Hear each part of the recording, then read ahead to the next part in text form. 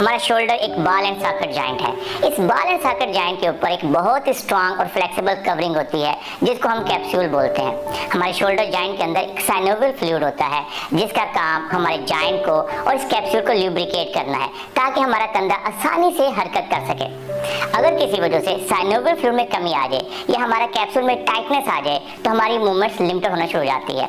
Frozen shoulder के patient में देखा गया है कि जो वक्त गुजरता है उनके कैप्सूल में टाइटनेस आ जाती है और उनमें स्ट्रॉन्ग एडहेरेंस बन जाते हैं। इस ओवरऑल कंडीशन को जिसके अंदर कैप्सूल टाइट या उसमें स्ट्रॉन्ग एडहेरेंस बनते हैं इसको हम फ्रोजन शोल्डर या एडहेसिव कैप्सूलाइटिस बोलते हैं। आम अल्फाज में इसको कंधे का जुड़ जाना या कंधे का जाम होना बोलते हैं।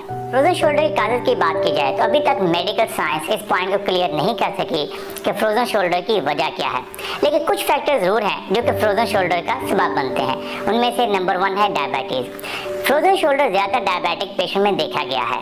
नॉर्मली ये देखा गया है कि जो लोग डायबिटिक पेशेंट होते हैं उनमें 10 से 20% लोगों को फ्रोजन शोल्डर ज़रूर होता है। अगेन डायबिटिक पेशेंट में फ्रोजन शोल्डर क्यों होता है, अभी तक इस पॉइंट को हम क्लियर नहीं कर सके, लेकिन ये जरूर देखा गया है कि डायबिटिक पेशेंट में फ्रोजन शोल्डर ज़्यादा स्टिफनेस और पेन का सबब बनता है। और ये भी देखा गया है कि डायबिटिक पेशेंट के अंदर फ्रोजन शोल्डर की रिकवरी पीरियड ज़्यादा लंबा होता है। फ्रोजन शोल्डर डायबिटिक पेशेंट के अंदर 6 माह से लेकर 2 साल में रिकवर करता है। फ्रोजन शोल्डर के नंबर 2 काज की बात की जाए तो उसको कहते हैं इमोबिलाइजेशन। अगर किसी सर्जरी यानी कि शोल्डर की सर्जरी, बाजू की सर्जरी की वजह से या किसी चोट की वजह से शोल्डर के अंदर हम अपने बाजू को मूव ना करें तो उससे भी हमारे शोल्डर जॉइंट के अंदर फ्रोजन होने के चांसेस बढ़ जाते हैं।